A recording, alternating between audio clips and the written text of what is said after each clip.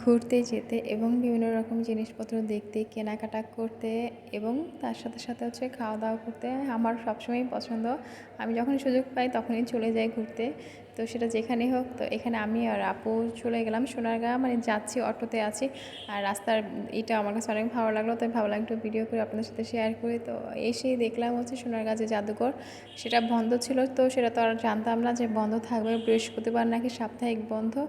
তো এসে মনটা খারাপ হয়ে গেল। তারপর হচ্ছে এখানে অনেক কিছু দেখলাম। আপু হচ্ছে ওনার ছেলের জন্য আবার দেখতেছিল কিছু কেনা যায় কিনা, তো আমিও দেখতেছিলাম। এখানে সব কিছুই অনেক সুন্দর। ভাবলাম যে এত কষ্ট করে আসছি, কিছু না কিছু তো কিনে নিতেই হবে, কারণ সোনারগাঁর একটা ঐতিহ্য আছে। আর এখানে হচ্ছে অনেক সুন্দর সুন্দর ঘর, দেন হচ্ছে মানে কাঠের জিনিসগুলো খুব সুন্দর করে সাজাইছে। এখানে সব কিছুই আছে কাঠের, এবং সোনারগাঁ জাদুঘর লেখাও আছে। তো এখানে হচ্ছে কাঠের আর মাটির হচ্ছে গহনা সেটগুলোও আছে। তো এখান থেকে ভাবলাম কিছু কিছু নিয়ে যাই, যেহেতু কষ্ট করে আসলাম। তো দেখতেছিলাম কোনটা কোনটা নেওয়া যায়। তো কিছু কিছু হচ্ছে সব কিছুই নেওয়া হয়েছে। তো এটা হচ্ছে স্পেশাল লেখাই আছে সোনারগাঁ জাদুঘর। তো ভাবলাম আসলাম যেহেতু কিছু তো কিনতেই হবে। তো এটা হচ্ছে আপুর জন্য একটা আর আমার জন্য একটা নিয়ে নিলাম। তো এখান থেকে হচ্ছে কেনাকাটা শেষ করে চলে গেলাম হচ্ছে পানাম সিটি, যেহেতু সোনারগাঁ একটু পাশাপাশি হচ্ছে পানাম সিটি। তো আপু বললো চলো ওখান থেকে ঘুরে আসি। যাই হোক, এখান থেকে হচ্ছে আপু টিকিট কিনতেছে 20 টাকা করে টিকিট। তো ঢুকতেই দেখলাম হচ্ছে বিশাল বড় বইয়ের আকারে লেখা পানাম সিটি। তো যাই হোক, ভিতরে প্রবেশ করার পর দেখলাম এত পুরনো হচ্ছে মানে পুরাতন সব বাড়িঘর, মানে পুরোটাই হচ্ছে এরকম। আর আমরা প্রচণ্ড মানে যখন গেলাম দুপুর ছিল, প্রায় 3টার দিকে, আর এত পরিমাণ রোদ ছিল। যাই হোক, বেশি তো ঘোরাঘুরি করতে পারিনি, যতটুকু ঘুরছি খুব ভালো লাগছে। এবং সব হচ্ছে মানে পুরাতন বাড়িঘর। তো এখানে হচ্ছে একটু ভিতরে চলে আসলাম, অফিস রুম দেখলাম। তো ব্যালকনিটা হচ্ছে এরকম। তো আপু হচ্ছে আমার ভিডিও করে দিয়েছি, দিন আমার ছবি তুললো। তো ঘুরতে ঘুরতে ক্লান্ত হয়ে গেলাম। ক্লান্ত হওয়ার পরে হচ্ছে এখানে হচ্ছে লেবু শরবত দেখলাম। তো ভাবলাম আমি আর আপু একটু লেবু শরবত খেয়ে নিই, যেহেতু প্রচণ্ড গরম, লেবু শরবতটা ভালো লাগবে। আর এটা নর্মালি বের হলে লেবু শরবতটাই খেতে ভালো লাগে।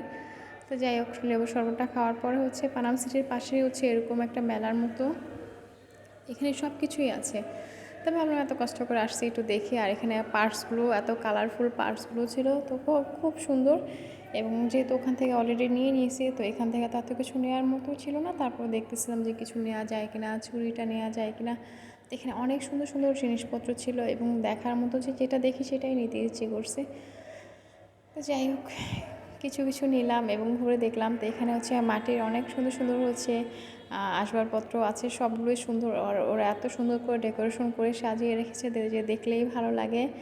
তো যাই হোক, ওখান থেকে বের হবো, বের হওয়ার আগে ভাবলাম একটু বেল খাই, টক খেতে ইচ্ছে করতেছিল, যেহেতু লাঞ্চ করে নেই। তো একটা বেল কিনে হচ্ছে আপু খাবে না, আমি কিনে খেতে খেতে চলে আসলাম একটা ফাস্ট ফুডে। যেহেতু আস্তে আস্তে বিকেল হয়ে গেছে, তো এখন তো লাঞ্চ খাবো না। তো ভাবলাম মেনুটা দেখলাম কী কী খাবো। তো মেনুতে হচ্ছে চিকেন কাবাব এবং হচ্ছে লুচি ছিল। তো এই ফার্স্ট টাইম আমি হচ্ছে চিকেন কাবাবের সাথে লুচি ট্রাই করব, কখনও খাইনি। তারপর বলতেছে অনেক ভালো হবে।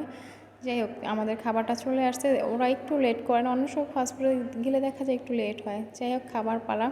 তা আমি তো মানে ফার্স্ট টাইম যেহেতু লুচির সাথে চিকেন কাবাবটা খাবো, সবসময় নান রুটির সাথে খেয়েছি, এই ফার্স্ট টাইম হচ্ছে লুচির সাথে চিকেন কাবাব খাবো।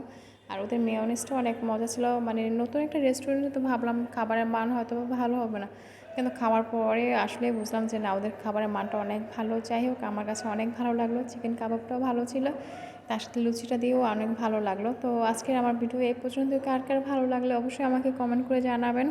আর সোনারগাঁ অবশ্যই বৃহস্পতিবার কখনোই কেউ যাবেন না, কারণ বৃহস্পতিবার বন্ধ থাকে। আজকের মতো এখানেই ভিডিওটা। আল্লাহ হাফেজ।